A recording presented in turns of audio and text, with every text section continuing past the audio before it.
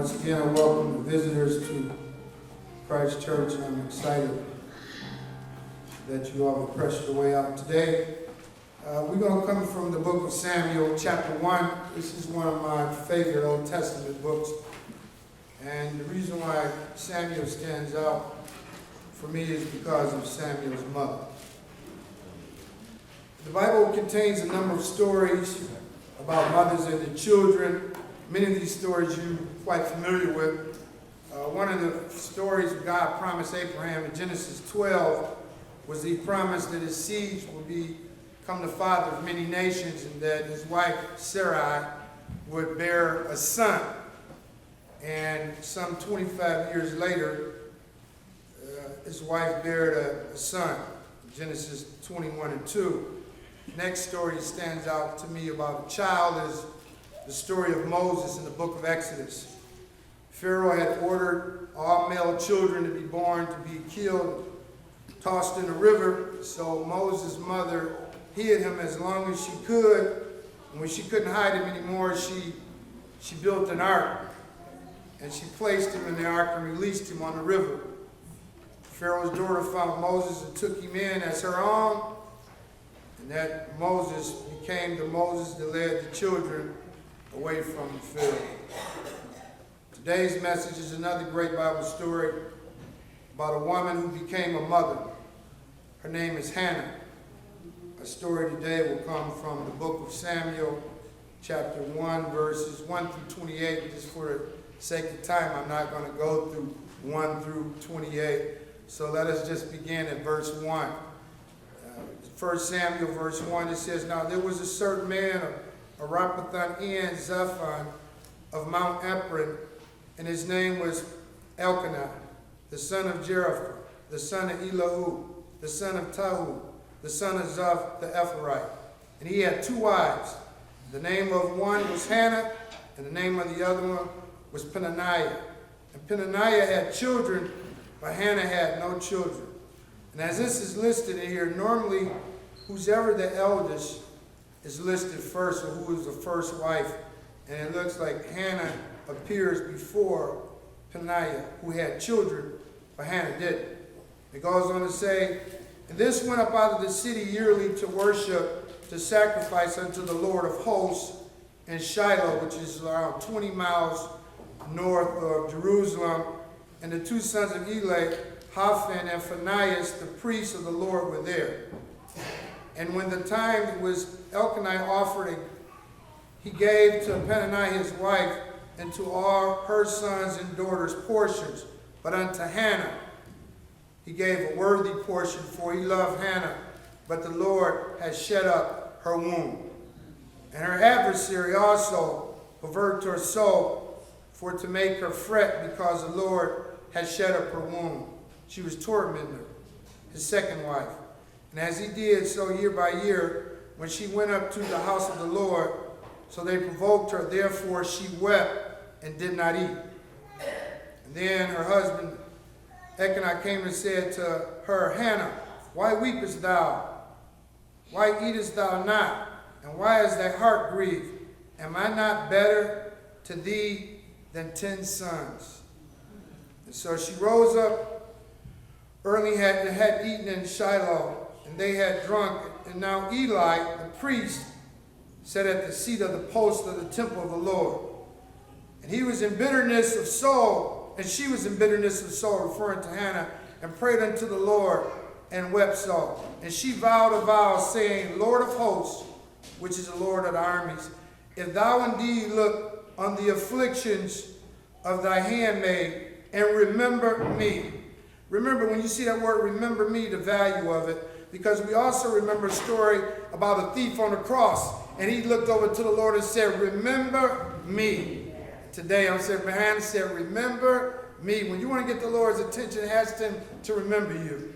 Amen. And so she says, "Remember me, not to forget thy handmaid, but thou wilt give unto thy handmaid a male child, or man child, that I will give unto the Lord all the days of his life, and there shall no razor come upon his head." And it came to pass that she continued praying before the Lord, that Eli marked her mouth. Now Hannah, she spoke in her heart, Only her lips moved, but her voice was not heard. Therefore Eli thought she had been drunk.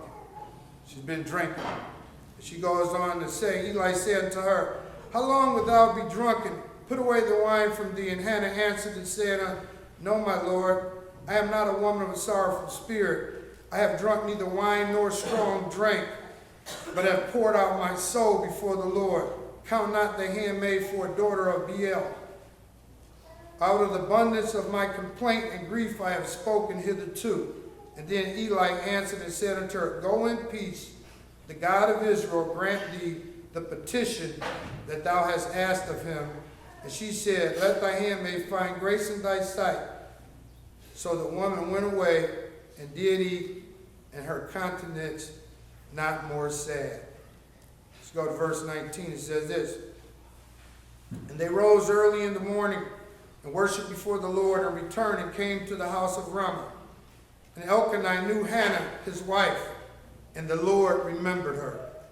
Wherefore it came to pass, the time was about after Hannah had conceived, and she bare a son, and she called him Samuel, saying, because I have asked of the Lord. I have asked of the Lord. I looked up Hannah's name, and it meant grace and favor. She have asked of the Lord, and he blessed her. Amen. The Bible says, sometimes you have not because you ask not. Because you ask in a mystery, that you waver, that you don't stand firm. I want to give you a little surrounding of what just occurred here.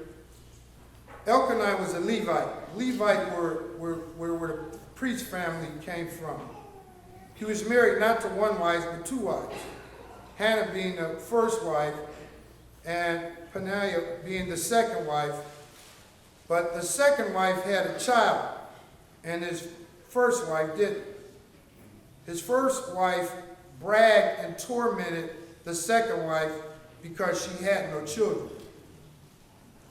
Her womb was closed. The Bible says in 1 Samuel 1 and 5 that the Lord closed her womb. Elkanah gave Hannah a double portion, but the double portion didn't remove her sorrows. See, sometimes we forget about all the things that we do have that's good because we have one thing missing. Those things that we have good don't seem to affect us. One thing I want you to learn that she didn't show at this point was be thankful for what you do have. So she didn't really find favor in the fact that he gave her a double portion. She still was grieved because her desires was to have a son, and she not yet had a son, for the Lord had shut up her womb. And Hannah was provoked by the second wife because the Lord shut up her womb, and it caused her to weep. And as she wept, she began to petition the Lord. She asked the Lord to remember her. There's a few other places in the Bible, also in the book of Nehemiah, when he was in trouble, he asked the Lord to remember him. And there's another passage, thief on the cross in Luke 23 and 42, he said, remember me. And Hannah, first, in order to go before the Lord, the Bible says without faith, it's impossible to please him. So it's some prerequisites before you can go to the Lord where he can even hear you. If you turn your Bibles with me to Psalm 66, verse 18. I'm just going to touch on a few of these verses. We're not going to go all before you. But here in Psalm 66, 18, it says, if I regard iniquity in my heart, the Lord will not hear me. Now I want you to go from here to the Gospel of John, chapter 9, and verse 31.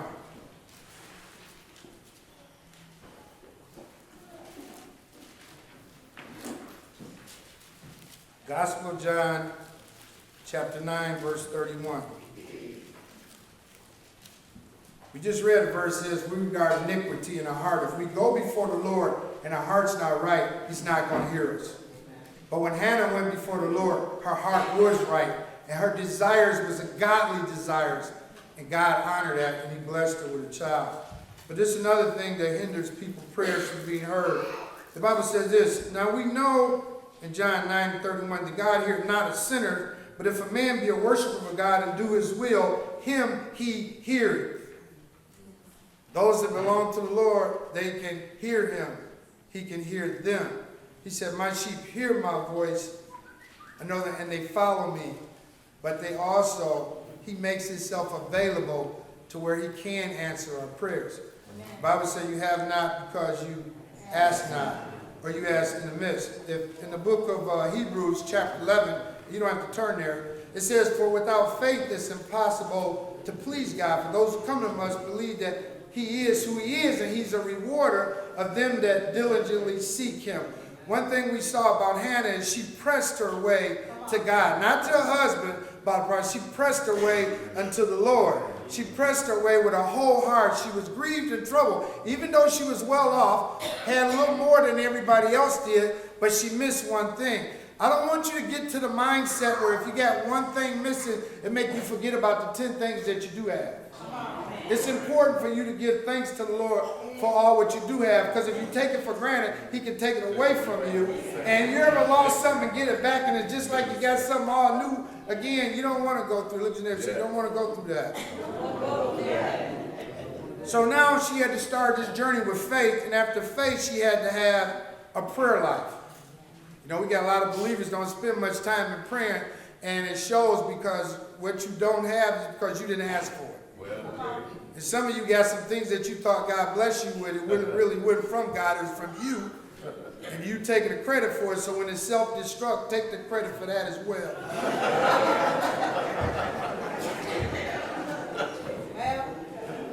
The Bible says she poured out her whole heart unto him. And the Lord heard her and blessed her. And once he blessed her, in 2 Samuel, just because of lack of time, it says she rejoiced. She rejoiced when the Lord blessed her. She desired something that was godly. It's important for you to desire what is godly. Because if you don't desire what is godly, you are not desiring God. Amen. Hello? Amen. Sometimes we want to desire for things of matter or substance or material, cars and houses and stuff. The Bible said, what profit a man to gain the world if he lose his soul? The story here gets a little deeper because this woman who was without child, the Lord blessed her with a child, but she made a vow to the Lord and says, if you give him, I will give him back to you. And when Samuel was old enough to be weaned off his mother's breast, she took him and gave him to a prophet, a priest, a man named Eli. And Eli raised Samuel up, and every year his mother would go and take him a little coat or something to wear. She would visit him. Can you imagine someone giving up their only child? You remember a story in the Bible about a little baby born in a manger with a mother named Mary of the tribe of Judah.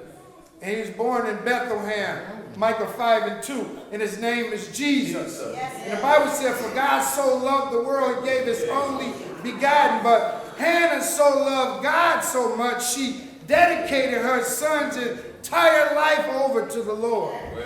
So once he was with her, he only was with her but a short time. She nurtured him, she fed him, and when he was old enough to leave her breast, she took him and dropped him off. Lord. Oh, what a love affair. How much have you, your love in you for the Lord, where you would take a child that you petitioned the Lord for, and then after you just barely was able to feed him enough to even develop a relationship with him, and soon as he's able to be weaned off of you, you take him and leave him, and you only see him yearly. That's a special kind of love. And that's the kind of love you need to have for God. Your love for God has to be greater than that for your children. It has to be greater than that than a husband or a wife. God has to be first with all your substance and all your matter. He must be in first place. There's no ties for God.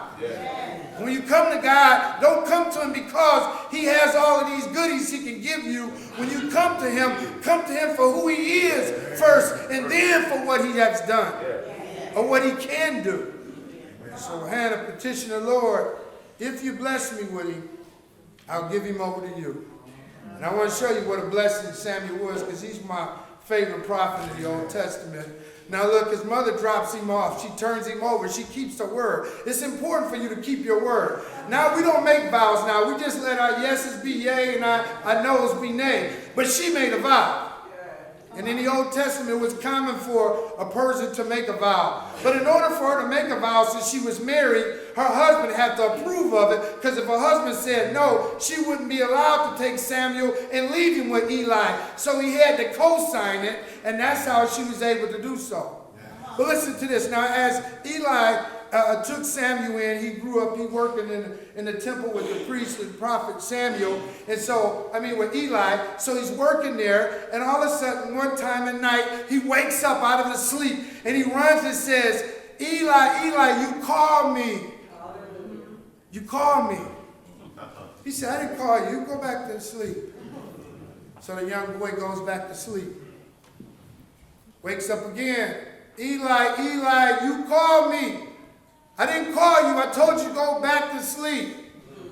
He goes back, but then the man of God perceived that the Lord had called Samuel.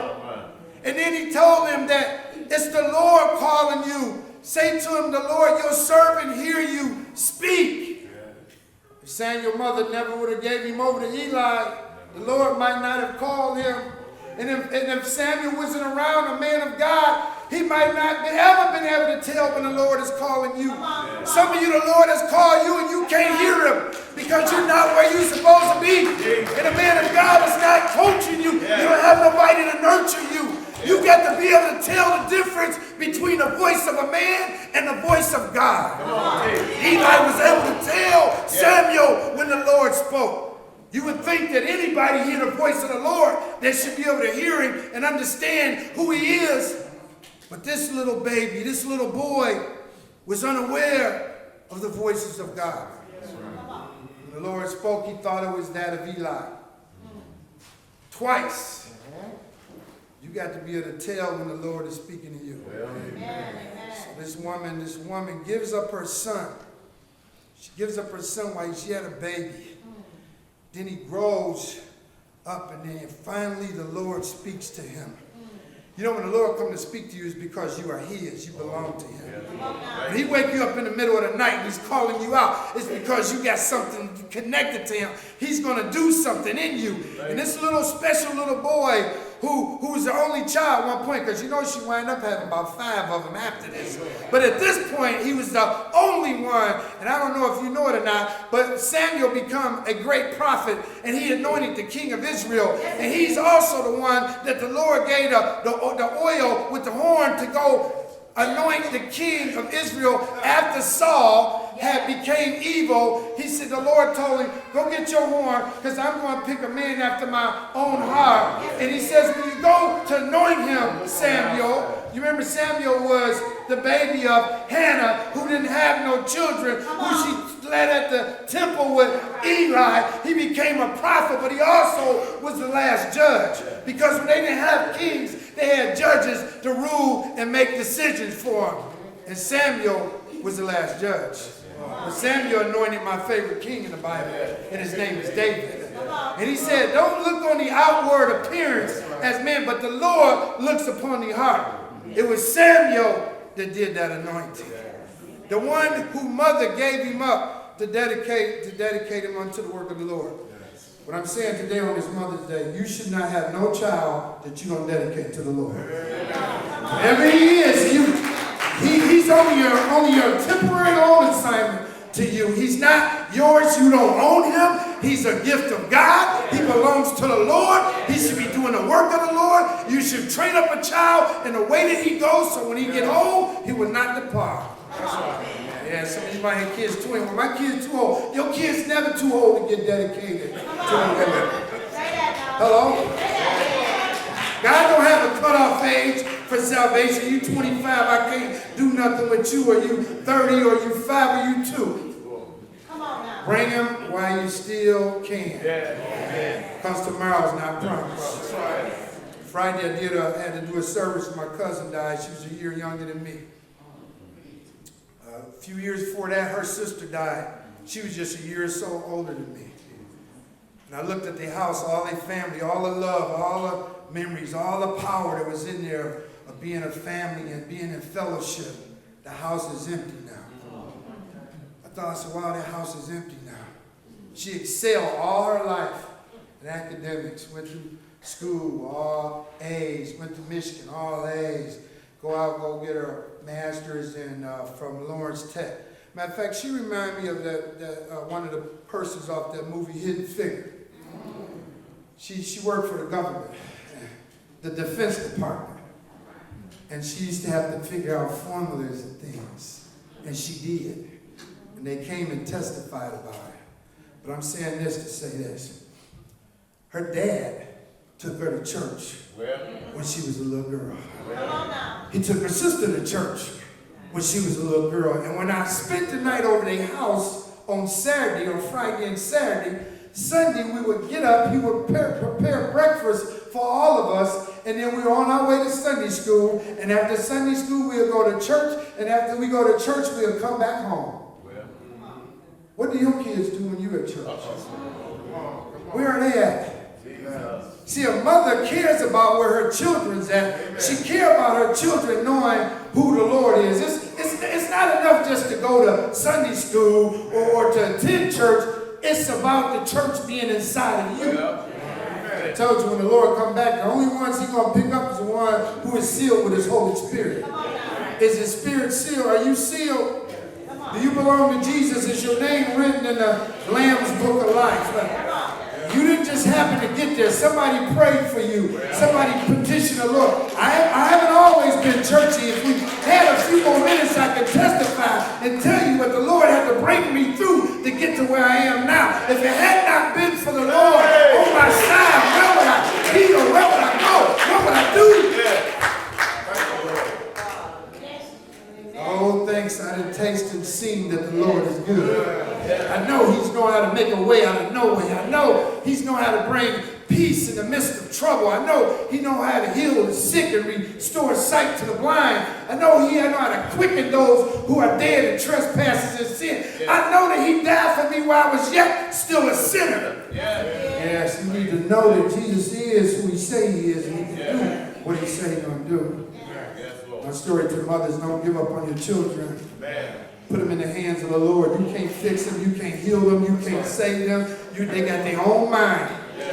But if you deposit something in them, see, something was deposited in me when I was just a little boy. Oh, sure, I ran the way. I did like the normal sheep do. When sheep feed, they don't look up. They just keep eating and just keep wandering off, and then they can't find their way back home. But there's a good shepherd that'll go look for the sheep. He'll leave that 99 and go get that one. And that Lord went and brought me back, and then he poured something in me, and then he told me, you're going to be a shepherd. Whoa, not me, not me, not me. I was out doing this, that. I decide who works for me.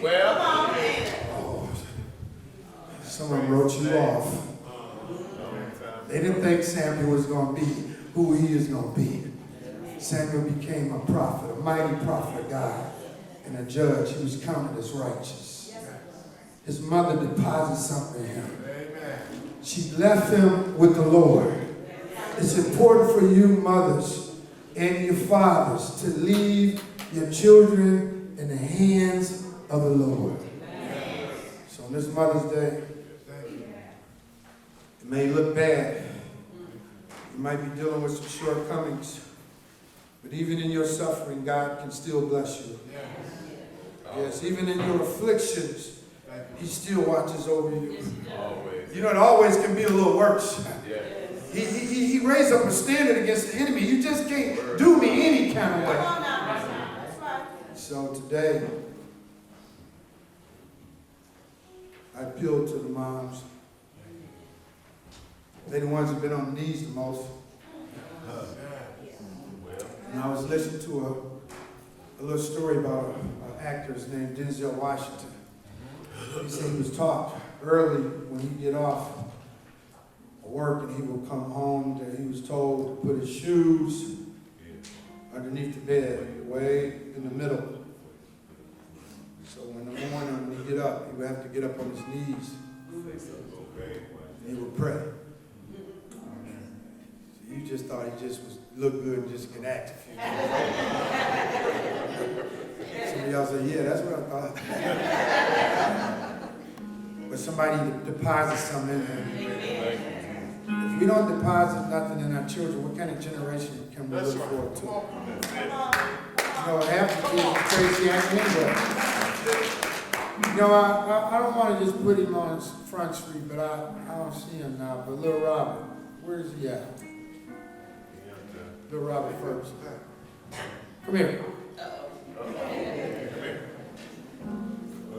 Come on up front. Come on, everybody to see you.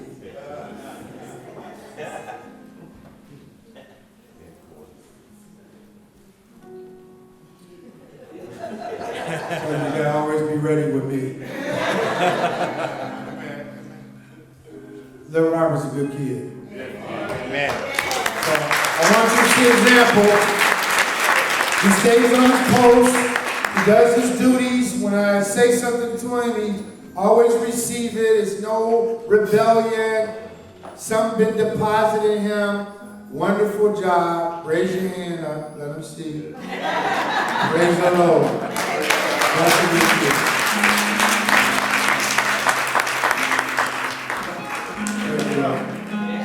Come over here, we'll let you get some, because if not, I might can't go home. This is my little daughter. Come over here. I don't know if you're as good as Robert, but you did good. You improved.